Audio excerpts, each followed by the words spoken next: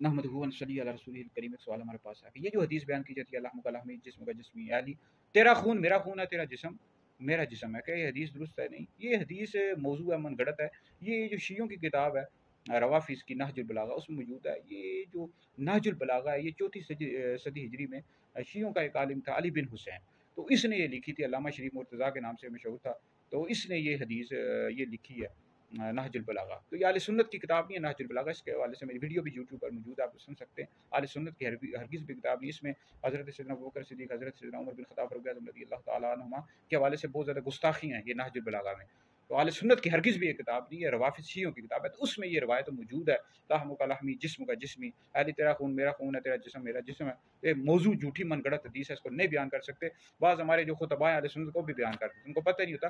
तो इस हवाले से हमारे अकाबिर उलमा ने लिखा है कि ये रवाफ़िज़ शिये हैं, इन्होंने मौला अली और मुर्तज़ा रज़ियल्लाहु तआला अन्हु की शान में 3 लाख झूठी हदीस गढ़ ली हैं, तो अपनी तरफ से गढ़ते रहते हैं इस तरह की हदीस। तो ये झूठी मनगढ़ंत हदीस है, ठीक है जी। अहले सुन्नत का ये अकीदा है कि अंबिया अलैहिस्सलाम के पास सबसे अफ़ज़ल अबू बकर हैं, फिर उमर हैं, फिर उस्मान हैं, फिर अली हैं। जो शख्स मौला अली को अबू बकर उमर से अफ़ज़ल बताए, ऐसा शख्स गुमराह बद्दीन है और अहले सुन्नत से खारिज है। तो नहजुल बलागा अहले सुन्नत की हरगिज़ भी किताब नहीं है, शियों की रवाफ़िज़ की किताब है। और ये जो रिवायत है लहमु का लहमी जिस्म का जिस्मी, तो ये रिवायत झूठी है, मनगढ़ंत है, इसको हरगिज़ भी बयान नहीं कर सकते। मौला अली और मुर्तज़ा रज़ियल्लाहु तआला अन्हु की बेशुमार शानें हैं, फ़ज़ाइल हैं जो हदीस में आई है। आप कितनी जो है ना, जितनी आपकी शान में हदीस आई है इतनी किसी भी सहाबी रसूल की शान में नहीं आई।